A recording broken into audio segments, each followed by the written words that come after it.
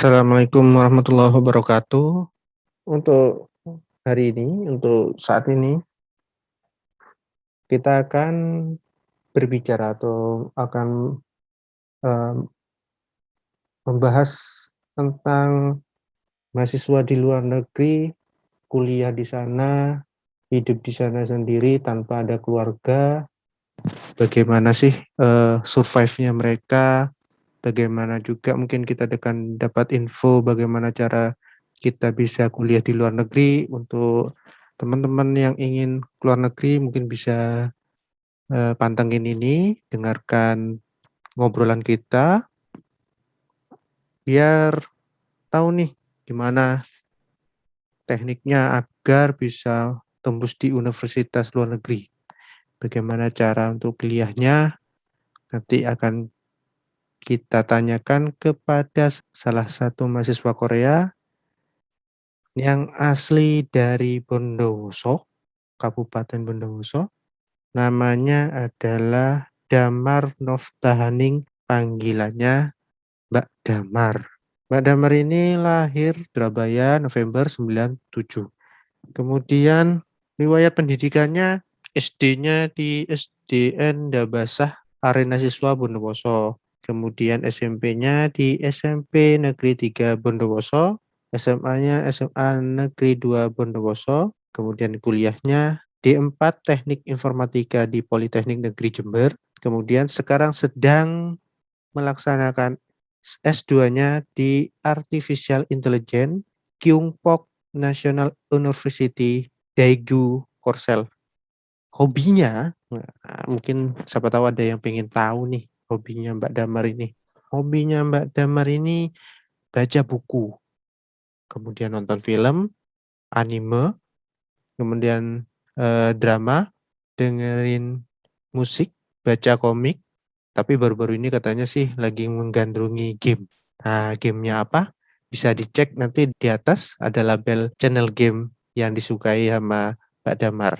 Oke, kita sapa langsung Mbak Damar. Selamat malam. Di sini jam setengah 8 malam. Kalau di sana jam berapa Mbak Damar? Halo Mas, selamat malam juga. Jadi kalau di Korea Selatan sekarang udah jam setengah 10. Jadi beda 2 jam lebih cepetan di Korea daripada Indo. Indo, oh, lebih dulu Korea 2 jam ya. Iya, benar banget. Kemudian sekarang di Korea musim apa Mbak? Musim duren apa musim mangga? Musim apa Mbak? Sekarang lagi masuk musim dingin. Pengennya sih Oh musim durian aja ya, biar enak. iya, Tapi nggak ada. di Korea tidak ada duren ya? Susah banget nyari durian di sini dan harganya pun mahal Kan gitu. mungkin orang-orang Korea tidak begitu suka sama duren ya. Karena kan orang suka kalau buahnya itu baunya nyengat gitu. Mereka tuh kayak cenderung suka kayak stroberi, jeruk, apel, pisang, kayak gitu. Hmm, coba dong. Kan ini sudah berapa lama di Korea Mbak? Hampir 1 tahun. Ya, hampir 1 tahun sih. Oh hampir 1 tahun. Coba dong kalau hampir 1 tahun mungkin bisa ngomong bahasa Korea dong. Kita sapa para para pendengar kita dengan bahasa Korea. Coba dong. Waduh, Atau atau coba perkenalan atau dikit. boleh? Perkenalan boleh pakai bahasa Korea. Perkenalan ya. Tapi Ya, mohon maaf nih kalau ada yang salah-salah. Soalnya nggak terlalu lancar bahasa Korea sih. gak apa-apa lah. Aslinya orang orang Indonesia diomong bahasa Korea ya agak susah Mbak. Penting ada anyong haseo biasanya kan gitu-gitu ya. Iya. Nah, ya silakan silakan. 안녕하세요. 그럼 damar입니다. 네, 감사합니다. Sudah, gitu Udah aja. gitu doang. Ya. Terlalu Iya. terlalu ringkas. Kuliahnya di sana, Iya, kuliahnya di sana pakai bahasa apa? Bahasa Inggris apa Korea? eee, kalau ngomong sehari-hari bahasa Inggris, cuma kalau udah kuliah, mata kuliah itu tergantung profesornya sih. Ada yang profesor full, nerangin pakai bahasa Korea, ada Mhm. yang full bahasa Inggris, ada juga yang bilingual. Cuma Mmm. kalau dari materi, Mhm. semuanya tuh pakai bahasa Inggris, kayak gitu. Kan tidak ada kesulitan waktu menangkap penjelasan dari dosen yang menggunakan bahasa Korea? Sulit itu pasti sih, pasti Mhm. sulit buat nanggep waktu dosennya jelasin. Saya kan udah beda bahasa juga kan. Mhm mhm. Cuma ya, jatuhnya gimana caranya biar paham sama materinya. Jadi kalau nggak tanya sama temen, ya udah googling gitu deh. Oh. Ya kalau dosennya jelasin ya udah let it flow aja gitu. Jadi belajarnya dari PPT kayak gitu. Kalau nggak paham ya tanya temen yang satu kelas gitu. Satu kelas itu di tempatnya Mbak Damar nih, ada yang orang Indo juga nggak selain Mbak Damar? Kalau di departemenku Mhm. sama kelas yang udah aku ikuti sampai sekarang Mhm. nggak ada orang Indo. Jadi cuma aku sendiri gitu. Orang Indonya Kalau cuma orang sendiri? luar negerinya, Heeh. iya bener. Tapi kalau dari luar negeri maksudnya yang non Korea itu Mhm. masih lumayan lah. Ada yang dari Cina, Pakistan, Mmm. Uzbekistan, India, kayak gitu-gitu ada. Sekelas berapa orang? Tergantung profnya nerima berapa sih. Oh, Paling di sana itu modelnya berarti ini, bukan kayak kalau, seingat saya waktu masa kuliah nih kita di digrupkan di kelas A, kelas B, kelas C, kelas A itu maksimal 20 orang atau 25 orang gitu. Nggak seperti itu? Dosennya yang menentukan? enggak. Jadi kayak misalkan nih ada satu mata kuliah dengan satu profesor. Jadi kan kita kalau mau milih itu nanti kayak cepet-cepetan gitu. Nah, kalau misalkan nggak dapet kelasnya itu waktu Mhm. pemilihan pertama, Mhm. itu kita kayak ngajuin buat penambahan kelas kayak gitu. Nah, Mmm. kalau profnya setuju berarti kita bisa masuk ke sana, gitu. Oh, berarti sudah ditentukan dulu sama sama akademiknya apa sama profesornya untuk jumlah kelasnya? Untuk awal, sebelum di-approve sama profesor? Tetep dari profesor sih itu. Oh, tetap dari profesor dulu ya berarti. Seandainya profesornya, "Saya cuma pingin mahasiswa hanya 10 orang." Berarti hanya boleh 10 orang, selebihnya itu nggak bisa ya? Untuk awal nggak bisa, soalnya kan kita cepet-cepetan. Mhm. Tapi nanti, ada waktu, Mhm. kayak kita dikasih tambahan waktu lah untuk Mhm. mengajukan penambahan kelas, kayak gitu. Tapi Mmm. rata-rata Mhm. profesor itu, Mhm. eee, akan nerima Oh, nerima apa namanya heeh, mahasiswa tambahan? nerima tambahan mahasiswa lain. Mmm. Iya, kayak gitu. Soalnya ada satu kelas yang lagi aku ambil, Mhm. itu awalnya cuma 20 orang, Mhm. tapi akhirnya bertambah sampai 72 orang. Itu ada. Oh, 72, Iya. profesornya Iya. 1? Iya, 1 profesor. Oh, itu kalau di Indonesia itu banyak yang protes mahasiswanya kalau kebanyakan seperti itu biasanya. Nah, Iya. berarti itu kelasnya besar ya, kelas Ya besar? untungnya kan iya kita, kelasnya itu kayak di aula, semacam aula gitu, tuh. Mhm Jadi mhm. profesor jelasin di depan gitu. Oh, seperti itu. Sekarang sebelum bahas lebih jauh tentang gimana kuliah di Korea, para pendengar mau tahu bagaimana Mbak Damar ini kok bisa kuliah di Korea? Apalagi ini para fans-fansnya Korea lover, seperti BTS, terus Blackpink, pasti mereka pengen ke Korea dengan tidak cuma hanya jalan-jalan saja, tapi bisa juga menimba ilmu.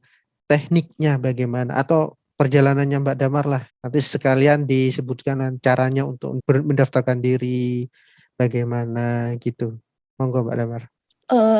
Untuk awalnya itu, aku di sini kuliah beasiswa dari profesor, jadi bukan beasiswa dari negara gitu.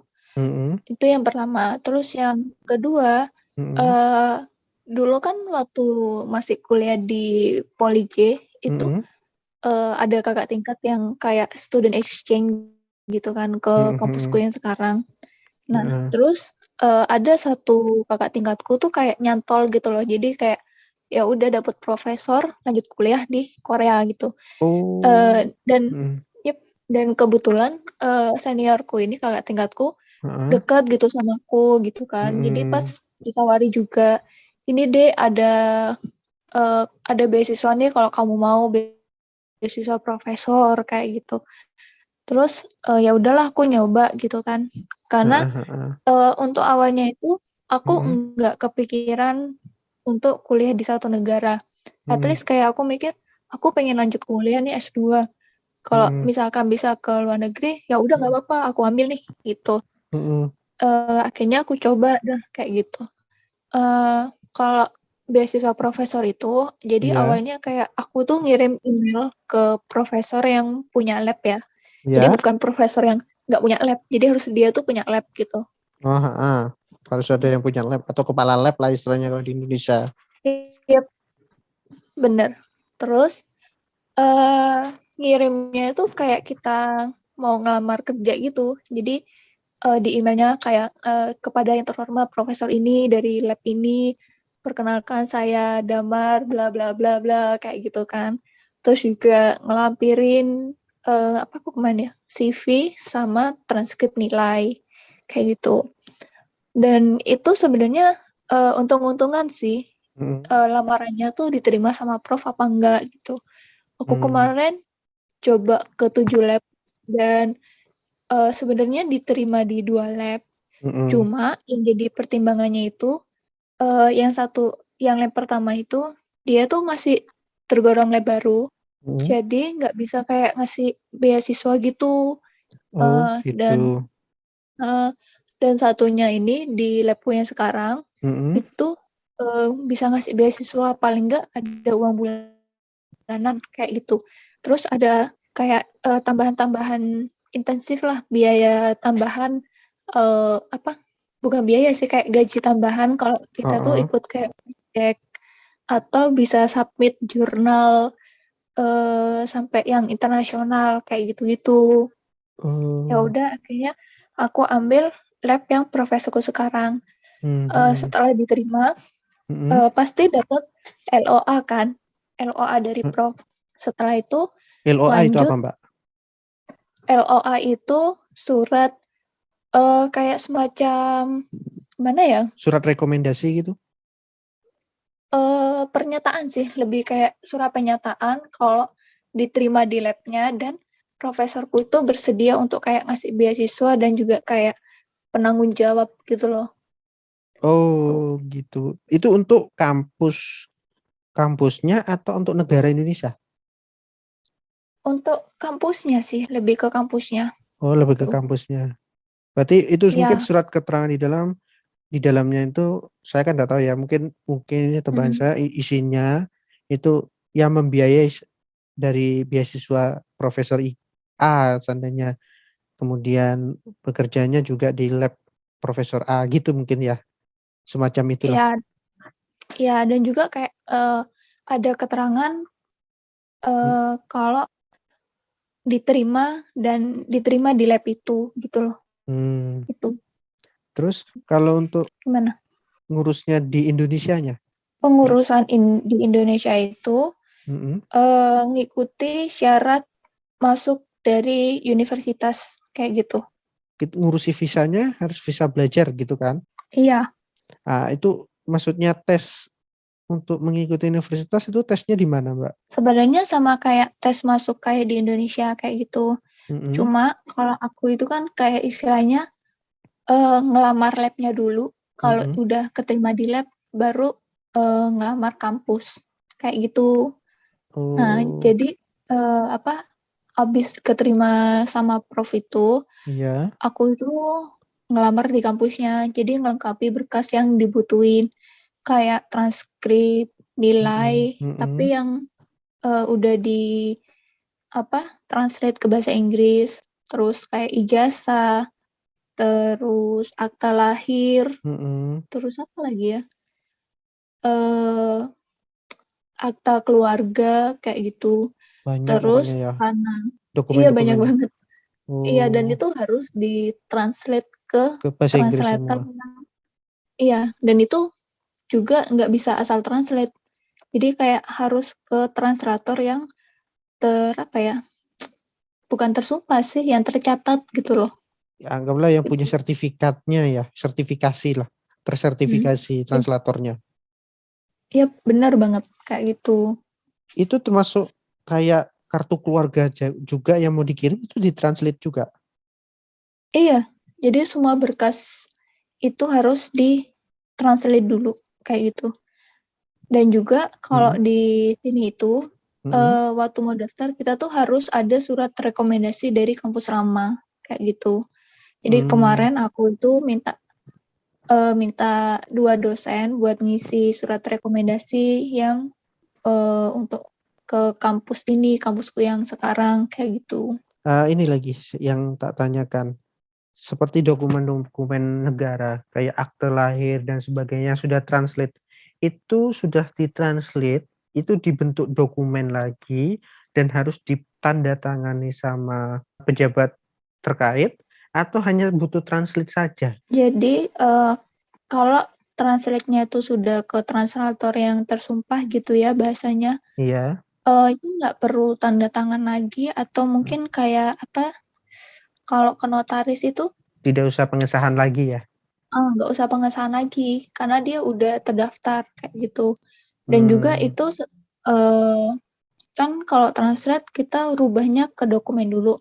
Nah, iya. nanti dari pihak translatornya ngirimnya juga pakai dokumen. Nah, kita nge-print sendiri, kertasnya itu pakai kertas buat sertifikat gitu, Berarti dokumen-dokumen itu dibentuk dalam hard copy atau soft copy yang dikirim? hard copy. Iya, hard copy. Oh, bentuk hard copy ya, berarti dipaketkan lah anggapannya ke luar negeri gitu? Iya, dan kebetulan kemarin itu aku juga dibantu Mhm, seniorku buat kursnya kayak gitu. Karena, buat daftar ke kampusnya sendiri tuh kayak, ada prosesnya sendiri kayak lewat website, lewat online kayak gitu-gitu. Jadi dibantuin seniorku. Aku di sini, nyiapin berkasnya aja, ngirim ke Korea ngirim uang buat pendaftaran juga, kayak gitu. oh sebentar, berarti ini yang, program beasiswa ini biaya pendaftarannya masih ditanggung sendiri? Iya, jadi bedanya kalau Mhm, beasiswa profesor itu kita mhm, cuma dapat uang gaji bulanan, kayak gitu. Tapi kayak uang pendaftaran, terus kayak uang kita, nyiapin berkas atau mungkin bikin visa, berangkat ke Korea, atau mau nyari kayak kos-kosan, itu kita biaya sendiri, berarti kayak gitu. biaya tiket Tuh. pesawatnya juga biaya sendiri untuk pertama berangkat? Iya iya bener banget. Habis berapa ini Eee, be ba biaya tiketnya, Tok? Ya kita kan sharing-sharing aduh, lah, mungkin teman-teman ya. nanti biar tidak terkejut lah. Kalau kemarin itu, eee, aku sedia uang 50 juta. 50 juta guys, waduh, 50 juta ini lumayan guys. Ya ya ya ya, itu tapi setelah di Korea sudah anggaplah, Mbak Damari bekerja, uang uang hasil bekerjanya itu dibuat biaya hidup sama biaya kuliah, begitu kan ya sistemnya itu, yang sana beasiswa profesor itu? Bedanya kayak kalau kayak siswa yang dari pemerintah, kayak Mhm, temanku kan ada yang ikut KJSP. Jadi mhm, bener sih kayak dia tuh, kayak tiket pesawat itu dibayarin, terus mhm, uang bulanannya juga lebih gede dari mhm, beasiswa profesor, bisa iya, jadi. mhm, Terus kayak memang lebih dikasih mudah kan, dikasih gampang, kayak visa udah dibayari, udah jadi, kayak gitu. mmm, Cuma kalau yang KGSP kan memang waktu pendaftaran sama pemilihannya kan yang cukup susah ya, kayak gitu. iya iya Itu iya. sih. Istilahnya filterisasinya lebih ketat kalau yang beasiswa dari pemerintah gitu ya. Kalau Iya, beasiswa yang Mbak Damar dapatkan ini memang banyak, cuman anggap biayanya besar di depan gitu loh. Untuk Iya, selanjutnya, sudah ada jaminan hidup, anggapnya udah ada uang gaji ya, uang gaji itu sudah ada buat hidup mhm, dan buat biaya kuliah, lain-lain lah anggapannya begitu ya. iya benar. Oke, jadi 50 juta itu sudah ngurusi visa, ngurusi semuanya itu 50 juta itu ya? Iya semuanya, buat semua sih. Wah wah wah, lumayan. Bagaimana tanggapannya orang tua nih, izinnya Mbak Damar, "Saya mau kuliah di Korea." Kalau awal itu, emang udah kayak curhat kan, kayak ngomong, "Bu, aku pengen lanjut kuliah," kayak gitu. Mhm, Kalau ada rezeki pengen lanjut kuliah ya. Terus dengan ya alhamdulillah sih kayak dari orang tua tuh kayak dukung, "Ya udah, kamu kalau mau sekolah, ya udah sekolah aja," kayak gitu. Dan ya ternyata dapet kesempatan ke luar negeri. Ya sempet ragu sih karena jauh kan di luar negeri, tapi betul betul untungnya betul. kayak orang tua kayak, "Ya udahlah nggak apa-apa mungkin udah jalannya, yang penting kayak, dari akunya juga semangat," gitu loh, kayak serius, "Kan Mhm, aku yang pingin, iya iya jadi iya. ya udah selesaikan sampai kamu selesai," kayak gitu. Iya, jadi harus memegang komitmen, sudah dikasih izin sama orang tua, harus menyelesaikan, tidak boleh terbengkalai akhirnya kuliahnya, iya. Iya iya, Harus bertanggung jawab sama keputusannya sendiri, itu yang terpenting. Dan kebetulan mmm, ini Mbak Damar hanya tinggal ibu ya, jadi ibu iya di rumah sama 2 saudara lainnya, jadi hanya bertiga ini di rumah? iya, bener. Iya. Ya sebenarnya kalau komunikasi sama orang tua setiap hari atau gimana? By apa? By WA, video call? Eee, Kalau komunikasi sebenarnya nggak sampai setiap hari ya, ya Mhm nge-chat gitu, terus, lebih sering ke VC sih, kadang juga telepon gitu. Terus mhm. juga karena aku itu tipe orang yang, apa ya, nggak bisa kalau setiap hari harus ditelepon, karena jatuhnya tuh bakal kayak kangen terus, kayak gitu kan.